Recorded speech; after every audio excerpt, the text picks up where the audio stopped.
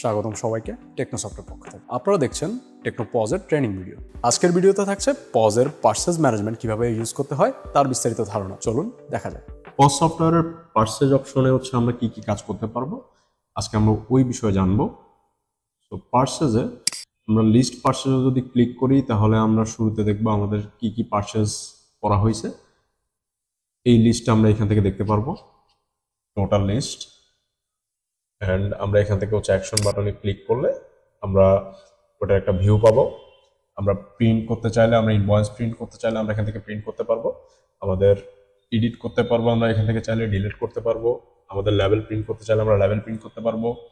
আমরা এখান থেকে চাইলে আমাদের যদি কোনো ডিউ থাকে আমরা অ্যাড পেমেন্টে গিয়ে পরবর্তীতে যদি পেমেন্টটা করা হয় আমরা অ্যাড পেমেন্টে গিয়ে পেমেন্টটা ক্লিয়ার করতে পারবো।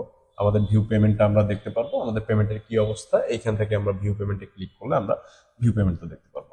তারপর আছে পারচেজ রিটার্ন। পারচেজ রিটার্নে হচ্ছে আমরা যদি কোনো প্রোডাক্ট রিটার্ন করে থাকি তাহলে আমরা এখানে হচ্ছে পারচেজ রিটার্নে হচ্ছে আমরা ওটা সিলেক্ট করে আমরা হচ্ছে পারচেজ রিটার্নে ওটা রাখতে পারবো।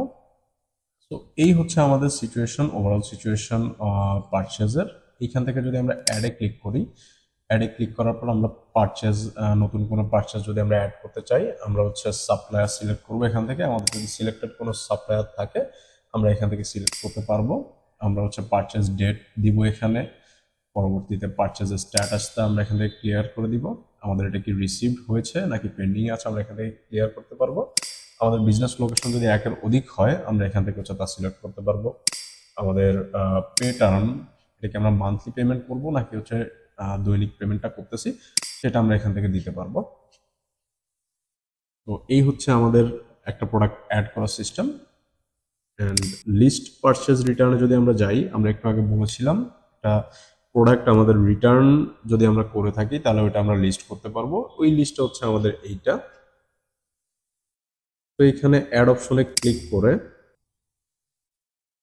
আমরা সাপ্লায়ার সিলেক্ট করে আমাদের বিজনেস লোকেশন সিলেক্ট করে আমাদের কি প্রোডাক্ট, ওই প্রোডাক্টটা আমরা এখান থেকে দিয়ে পরবর্তীতে হচ্ছে আমাদের অ্যামাউন্টটা শুরুতে ডিউই থাকবে। পরবর্তীতে আমরা ওখান থেকে আবার যদি আমাদের রিটার্ন করার পর আমাদের টাকা যদি হচ্ছে ফেরত দেওয়া হয় তখন আমরা এটা এখানে অ্যাড করতে পারবো অ্যাড পেমেন্টে গিয়ে। এরপর আমরা সাবমিট দিয়ে দিলে এটা সাবমিট হয়ে যাবে লিস্ট পারচেজ রিটার্ন হিসাবে। সবাই দেখলেন কিভাবে খুব সহজে আমরা এই চ্যাপ্টারটির ব্যবহার শিখে গেলাম। একইভাবে প্রত্যেকটি চ্যাপ্টারেরই আলোচনা রয়েছে। আমাদের প্লেলিস্টে প্রত্যেকটা চ্যাপ্টারের ট্রেনিং পেয়ে যাচ্ছেন সম্পূর্ণ ফ্রিতে। এবং আরও যদি জানতে চান আমাদের ম্যানুয়ালটি ভিজিট করতে পারেন, যার লিঙ্ক ডেসক্রিপশনে রয়েছে। ধন্যবাদ।